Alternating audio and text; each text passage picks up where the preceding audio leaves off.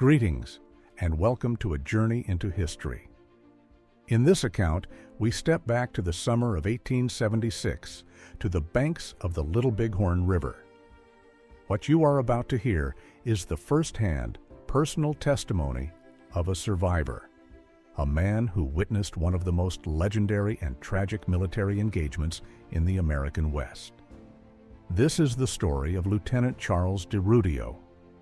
First, be sure to like and subscribe to Winlink DeepDive to support our investigative community. Charles DeRudio was an Italian nobleman who pursued a vocation as an officer in the United States Army, serving with the 7th Cavalry Regiment during the Battle of the Little Bighorn. Captain Frederick Benteen mockingly referred to him as Count No Account on account of his elevated tales and aristocratic demeanor. Despite this, DeRudio was a competent officer, attaining the rank of first lieutenant in December of 1875, and was held in high regard by Lieutenant Colonel George Armstrong Custer and numerous others within the command structure.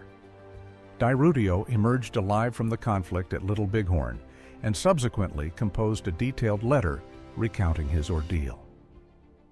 I managed a narrow escape from the extreme dangers present at the Battle of the Little Bighorn on June 25th and 26th, and I now relate my disturbing personal narrative of this monumental encounter. At approximately 10 in the morning on June 25th, the scouts attached to General Custer's command returned bearing alarming intelligence. They had identified a village of Native Americans some 15 miles distant, situated adjacent to the Little Bighorn. These scouts reported that the Indians seemed to be withdrawing from our approaching column. We proceeded forward for an additional 2 or 3 miles before General Custer ordered a stop to deliberate on our plan of attack. He detailed companies H, D, and K under the command of Colonel F.W. Benteen to secure our left flank under strict instructions to clear all opposition from their sector. The center of our advance was composed of companies M and G, led by Colonel Reno, and it was with this group that I was positioned, temporarily assigned to Company A. General Custer personally took charge of companies E, I, F, L, and C on the right wing of our assault formation, while Company B was ordered to remain in the rear to protect the pack train. After advancing several more miles, our central unit was commanded to increase our pace to a trot, which we maintained until arriving at the river, a distance of 6 or 7 miles. Having reached the waterway, we crossed it and moved out onto the plains on the far side, where we were directed to form a line of battle. Orders issued, we advanced at a gallop, chasing the foe through an immense and vision-obscuring cloud of dust kicked up by the retreating Indians. The dust grew so impenetrable that sight was nearly eliminated, causing Colonel Reno to command the battalion to halt. After dismounting, Colonel Reno promptly established a skirmish line, anchoring its right flank on the border of a dry creek bed thick with woods. As the horses were being taken into the timber for protection, the Indians initiated a violent attack, which we answered instantly with our own fire, and the skirmish was sustained for roughly 30 minutes. It was then ascertained that on the opposite side of the creek, within a clearing resembling a park, a small number of lodges stood. Our entire line proceeded across the creek to discover the lodges empty, only to be confronted by some 200 warriors who were shouting and yelling. The devastating fire from this superior force made any withdrawal virtually unfeasible, as we became encircled. We had entered the fight with merely 100 men, and the incessant fire from the enemy was catastrophic for our limited numbers. While crossing the creek, I, being at the rear, observed a guidon that had been left behind and returned to recover it. As I moved through the timber, the guidon became ensnared in the branches and fell from my hand. Dismounting to retrieve it, I led my horse toward the southern bank of the creek. Just as I prepared to remount, a bullet hit my horse, causing it to rear in terror and dash directly into the ranks of the Indians, leaving me on foot with some 300 Sioux warriors a mere 50 yards distant. They unleashed a whistling hail of shots in my direction, yet by some miracle I was entirely untouched. I succeeded in fleeing to a nearby thicket where I could defend myself and barter for my life. Within the thicket, I came upon Fred Gerard, the interpreter, and Private Thomas F. O'Neill of Company G, 7th Cavalry. Gerard and O'Neill had their horses, while I, like O'Neill, was now without a mount. I proposed that the horses might reveal our location and advised driving them away, but my suggestion was refused.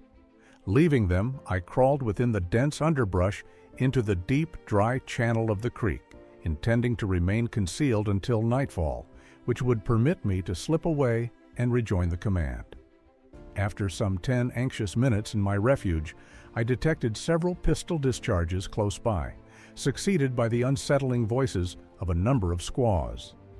Prudently raising my head, I witnessed these women partaking in the horrid practice of scalping a soldier who may yet have been living.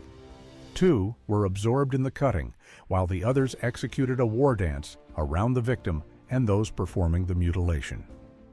The horror of this vile scene is impossible to articulate.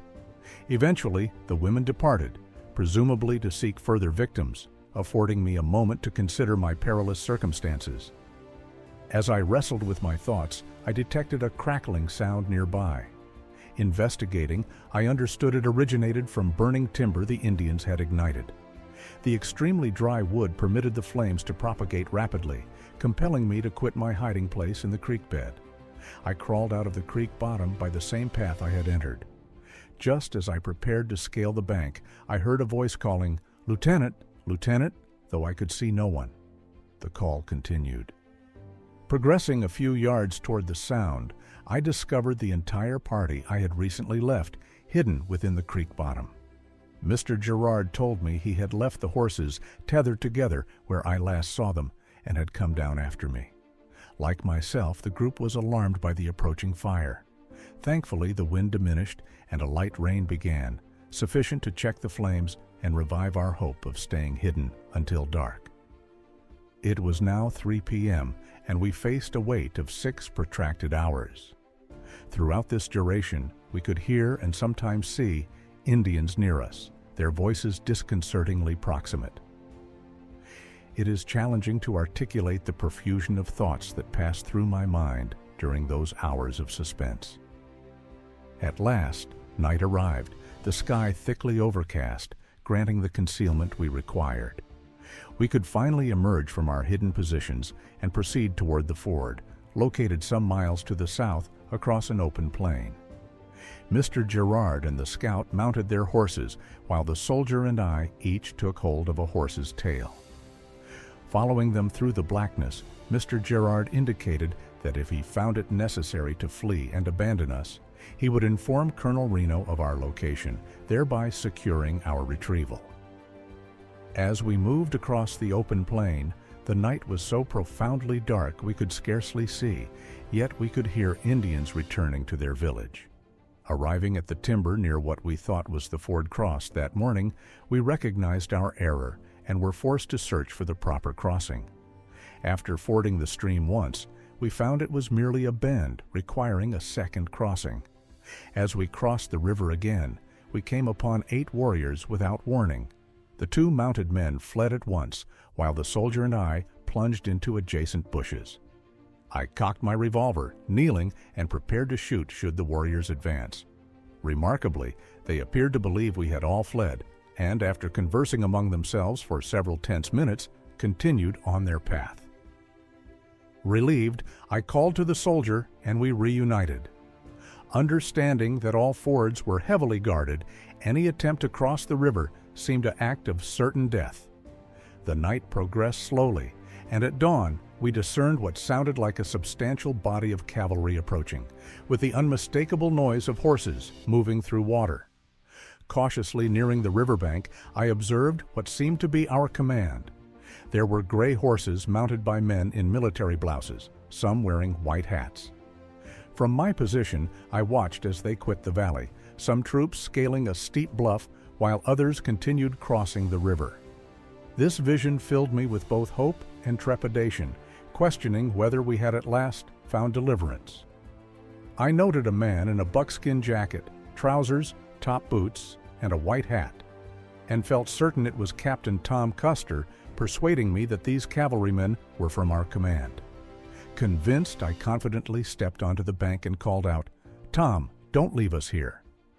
The distance was but a few yards, and my call was answered by a fearsome war cry and a barrage of 300 or 400 shots. It was then I understood my grave mistake. The warriors were attired in clothing and rode horses taken from our fallen men. The soldier and I rapidly dove back into the bushes as bullets cut through the branches with every volley. We crawled away to evade the line of fire, our movement disturbing the upper branches of the undergrowth, which prompted the Indians on the bluff to fire toward us. We resolved to cross a clearing of approximately 20 yards to achieve another wooded area. Before moving, I took the precaution of surveying the environment. The view was profoundly discouraging. On our immediate right, just 50 yards away, I saw 4 or 5 Indians approaching swiftly. Near me were 2 cottonwood stumps, nearly touching. Behind this improvised barrier, the soldier and I knelt down.